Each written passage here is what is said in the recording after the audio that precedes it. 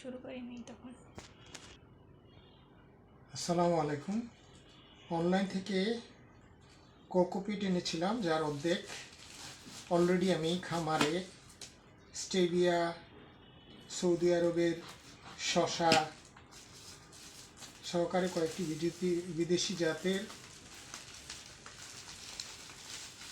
শাকসবজি চাষের জন্য, গাছ চাষের জন্য আমি তৈরি করেছিলাম। স্টেভিয়া চারা লাগানোর জন্য আমি এর আগে কোকোপিট ব্যবহার করেছিলাম। অনলাইন থেকে সংগৃহীত বীজ আরও বেশ কয়েকটি ছিল। এর মধ্যে সৌদি আরবের শশা সহকারে অন্যান্য বেশ কিছু জাত ছিল, যেগুলির ফলাফল খুব একটা ভালো হয়নি, আমি আপনাদেরকে আগেও জানিয়েছিলাম। এখন আমরা আমাদের অনলাইনে আনা পেঁপের বীজগুলোকে ঘরের মধ্যে কি করে কোকোপিটের মাধ্যমে চারা উৎপাদনের জন্য ব্যবহার করা যায় সেই উদ্দেশ্যেই কাজ করছি। টোটাল 5 কেজি কোকোপিট এনেছিলাম আমি। কোকোপিটের বিষয়ে একটা সকলের মনে রাখা জরুরি যে কোকোপিটে একটু লবণাক্ত হয়ে থাকে, যদিও যারা বিক্রয় করেছিল তারা বলেছিল এগুলি প্রসেস করা আছে, তারপরও আমার এই বিষয়ে কিছুটা সন্দেহ থাকায় আমি কোকোপিটগুলোকে আবারও বালতির পানিতে ভিজিয়ে নিচ্ছি। তারপর আমি সেটাকে এখান থেকে তুলে পেঁপের বীজ এবং স্টেভিয়ার যে বীজগুলি আছে সেগুলিকে আমার বাসাতেই ব্যবহার করার চেষ্টা করব। যে প্যাকেটের মধ্যে আমরা রেখেছিলাম বীজগুলো, সেগুলি আপনারা এখনই দেখতে পাবেন। এর মধ্যে এটা কিছুটা ভিজে নিক, ভেঙে দিলে খুব দ্রুতই আশা করি এটা লবণাক্ততা যদি কিছু থেকেও থাকে চলে যাবে। আর কোকোপিট অসাধারণ পানি ধারণকারী একটা মাধ্যম, যার মাধ্যমে বীজ উৎপাদনের জন্য খুব ভালোভাবে ব্যবহার করা যায়। স্পেশালি ছোট বীজ, এগুলি তাদের প্রাথমিক দুর্বল শিকড়গুলি খুব ভালোভাবেই এর মধ্যে ছড়াতে পারে, ফলে ছোট চারাগুলো বেশ ভালোভাবে হয়। নর্মালি অনলাইনে সংগৃহীত জিনিসগুলোর ক্ষেত্রে অধিকাংশ ক্ষেত্রেই যথেষ্ট বিশ্বাসযোগ্যতা থাকার কোনো সঙ্গত কারণ নেই, কারণ বাংলাদেশে সততার বিষয়গুলো এখনও ভালোভাবে চর্চিত নয়। এই কারণেই আমরা আমাদের পক্ষ থেকে যে সচেতনতামূলক পার্ট আছে সেটা অবশ্যই আমাদের নিজের পক্ষ থেকে করে নিতে হবে। সে কারণেই, যদিও এই কোকোপিটটা ভিজিয়ে দেওয়ার কথা ছিল না, প্রয়োজন ছিল না, তারপরও আমি করেছি।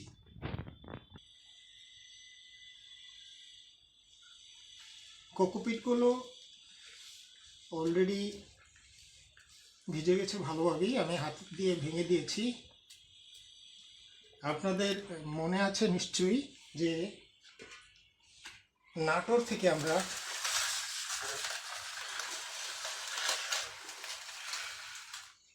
স্টেভিয়ার গাছ, রাজশাহী নাটোর থেকে স্টেভিয়ার গাছ এবং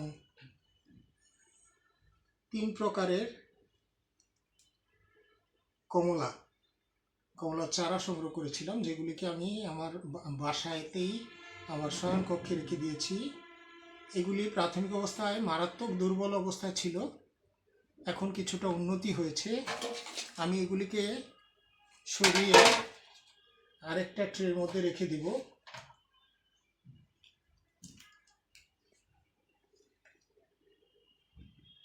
এটা প্রাথমিক অবস্থায় মারাত্মক খারাপ অবস্থা হয়ে যাওয়ার কারণে আমি খুব ভালোভাবে ভিজিয়ে রেখেছিলাম। আগামী কয়েকদিন এটাতে আর পানি দিব না, নয়তো ছত্রাক দ্বারা আক্রমণ হয়ে যেতে পারে। আর এই যে স্টেভিয়ার গাছগুলো দেখেন, খুবই খারাপ অবস্থা। যদি 2-1টা বেঁচে থাকে সৌভাগ্য, 1-2টা হয়তো বাঁচতে পারে, খুব ভালো অবস্থা নেই। অনলাইনে যে কোনো কিছু সংগ্রহ করার কিছু সাইড এফেক্টের মধ্যে অন্যতম প্রধান এটা, যতই সতর্কতার সহিত পাঠাক না কেন কিছু লিমিটেশনের কারণে এগুলির ফলাফল খুব একটা ভালো হওয়ার সম্ভাবনা নেই। তারপরেও নিজেরা সচেতন সতর্ক থাকলে অনেক ক্ষেত্রে কিছুটা সুফল পাওয়া সম্ভব। যাই হোক, এটা আমরা সরিয়ে রাখবো, তারপর এটা এখানেই আরও কয়েকদিন রাখবো। এখন আমরা যে অনলাইনে থেকে সংগ্রহ করা হাইব্রিড পেঁপের বীজ এবং স্টেভিয়ার বীজগুলি আছে সেগুলিকে আমরা দেওয়ার চেষ্টা করব। আবার চালু করো। এই যে আমাদের চারাগুলো যেখানে ছিল সেটার মধ্যে দেখবেন কিছুটা কাদা এবং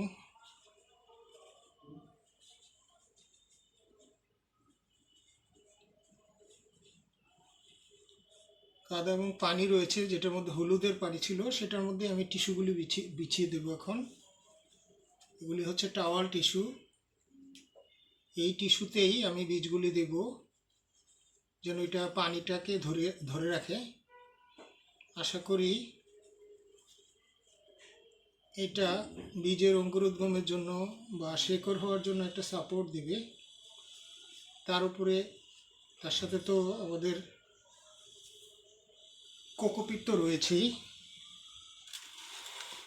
দেখি আমরা শুরুতে কোকোপিটগুলির পানিটা একটা ভালো করে ছড়িয়ে দিতে হবে।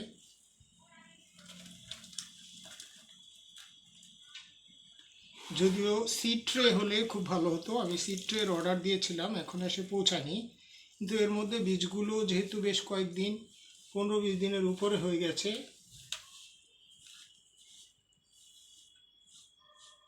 পচে যেতে পারে। এই কারণে আমি যে কটা বীজ এখান থেকে হাইব্রিড পেঁপের বীজ এখান থেকে চারা নিতে পারি সেই চেষ্টায় এই কাজটা করা। যদিও হাইব্রিড পেঁপের বীজ 99-98% অঙ্কুরোদ্গম হওয়ার কথা, অনলাইনের বীজের কারণে এই ভয়ঙ্কর ক্ষতিটা হয়েছে। আনফর্চুনেটলি আমাদের দেশে অনলাইনের বীজের ব্যবসার সততার বিষয়ে বিশ্বাস করার কোনো কারণও এখন আমি খুঁজে পাইনি। আশা করি এই বীজের ব্যবসার সাথে যারা জড়িত, অনলাইন ব্যবসার সাথে যারা জড়িত, তাদের বোধোদয় হবে এবং বুঝতে পারবেন যে একবার রোজগার করলেই সব কিছু হয়ে যায় না। ব্যবসা করতে হলে বিশ্বাসযোগ্যতা, গ্রহণযোগ্যতা এবং যারা গ্রাহক তাদের বেঁচে থাকার বিষয়টা নিশ্চিত করতে হয়। তারা যদি ক্ষতিগ্রস্ত হয়ে যায়, তাদের ক্রয় ক্ষমতাই নষ্ট হয়ে যায় বা বিশ্বাস নষ্ট হয়ে যায়, তাহলে এই ব্যবসা মোটেও থাকবে না। আশা করি দেশের স্বার্থে, মানুষের স্বার্থে অবশ্যই তারা অতি দ্রুতই এই বাস্তবতা বুঝবেন এবং ভুল আচরণ এবং অতিরিক্ত লোভ করার প্রবণতা থেকে সরে আসবেন। বীজগুলির মধ্যে অবশ্যই date of expiry, date of production এবং প্রত্যেকটা বীজের সাথে একটা কাগজ থাকা দরকার যে সেটা অঙ্কুরোদ্গমের জন্য কোন পদ্ধতিতে কৃষক বা ব্যবহারকারী সেটাকে ব্যবহার করবেন।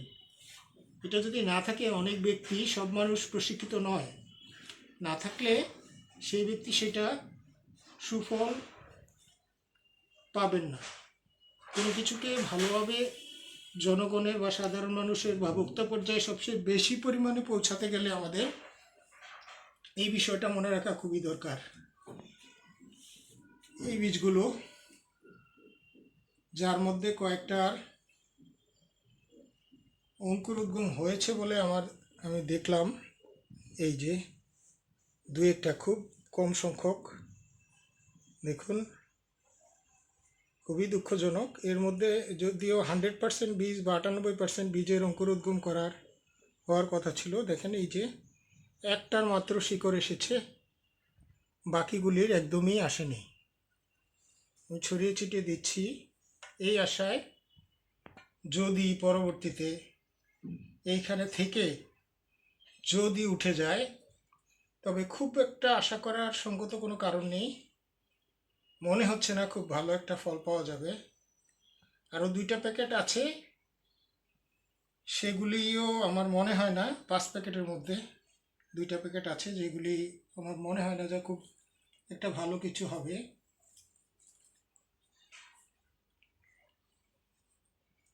এই যে ভাসমান যে বীজগুলি টোটাল, এগুলি হচ্ছে স্টেভিয়ার বীজ। স্টেভিয়ার বীজগুলো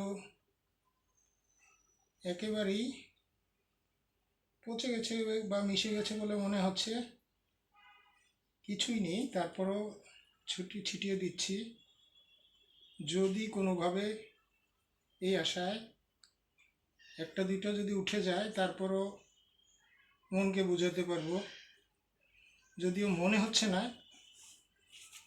অনেক সূক্ষ্মাকৃতির বীজ যেগুলিকে আমি টুকরো টুকরো করে টিস্যু পেপার সহকারে এখানে দিয়ে দিচ্ছি, যদি এর থেকে কোনোটা উঠে যায় তাহলে ভালো। যদিও এরকম হওয়ার কথা নয়, খুবই আনফর্চুনেট। এগুলির উপর দিয়ে আবার আমি কোকোপিট দিয়ে দিব।